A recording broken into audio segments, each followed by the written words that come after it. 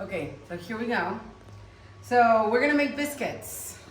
Whenever people come to La Villa Bonita Culinary Vacations for a vacation, and we give them breakfast, we serve them some bread. And so one of the breads we serve for breakfast is biscuits. And the reason why we started, Rob, are you gonna go to sleep? You're yawning, sir. So we're doing this at night because I don't like to bake during the day, especially when it's hot. So we're gonna make biscuits, and these are super easy biscuits. I have all-purpose flour here, and I'm just gonna do 3 cups of all-purpose flour in here. And these are for tomorrow morning. So we're not gonna be baking them tonight. We're gonna bake them tomorrow morning. But I like to make them the night before, and then I stick them in the freezer.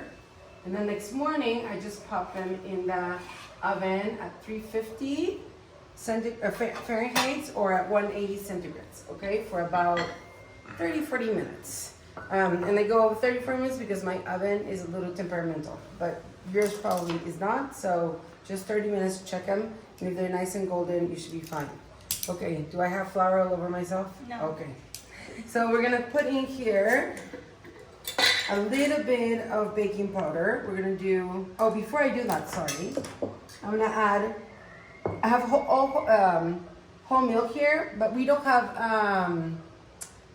buttermilk in Mexico, so I'm just gonna add a little bit of lime juice in here to make it into buttermilk. Not really buttermilk, but sort of like buttermilk.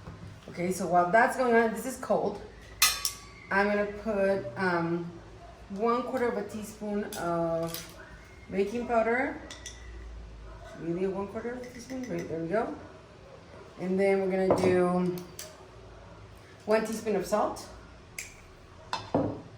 And 3 tablespoons of, thank you, of baking, so sorry, 1/4 of a teaspoon of baking soda. 1 teaspoon of salt, and 3 tablespoons of baking powder. Okay, and I'm gonna need butter, which I did not pull out. So if you can pull it out for me, that would be awesome, because I forgot to pull it out. And I usually don't pull it out until I'm gonna use it because I want it to be cold. Okay, so I'm gonna just stir all the dry ingredients here together. Just give them a little mix. Now that's nicely mixed. If you can pass me the butter, Ale, I'm gonna run for my knife so I can cut my butter with my knife. Thank you. So yes, this is how we always buy butter here. This is not because we are in quarantine. This is just how we buy it. I'm going to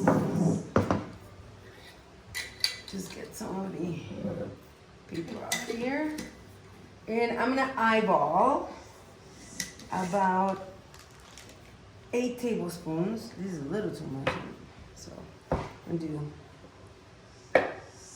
1 tablespoon, 2 tablespoons, 3 tablespoons, let's say 4 tablespoons, 5, 6 tablespoons. Actually, we only need 6. Let's make it 8 tablespoons of butter. Okay, this goes here. I'm gonna pass it to Alice. You can put it in the fridge. And with my fingers, I'm just going to crumble it up. That's all I'm gonna do here. And just make it into pieces more or less the size of a pea with your fingers like this. You do have to work into it a little bit, okay? Now I feel like I have too much flour and not enough milk, and if that happens, Ali's gonna pass me more milk, but we'll see how that goes. Butter, I think I'm okay. And we'll be posting the recipe with exact measurements and everything, but this is how we usually make it here. By the way, I don't usually make the biscuits. Mari's the one who makes the biscuits at the house. Who's been here before at La Villa Bonita knows that Mari is the queen of breakfast, but she is not here at the moment. So she's home. So we are going to just keep making it like that.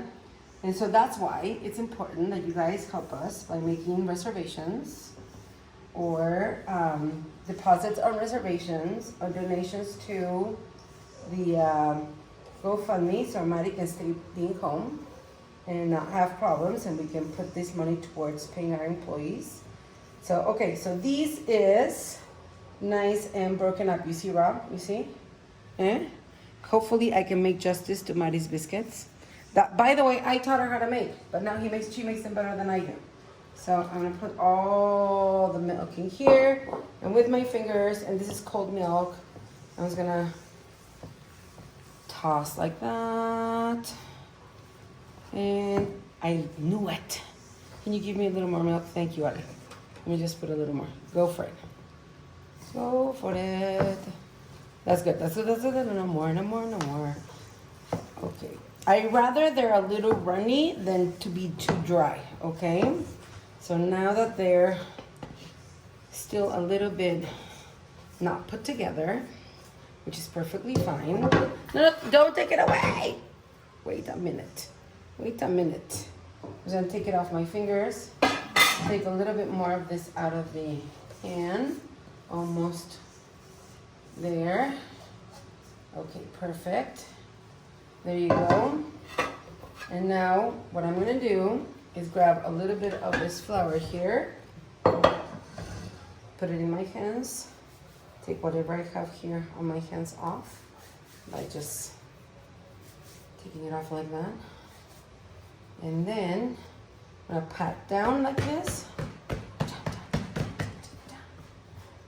Doesn't have to have any shape, just, and then we're gonna fold it like that.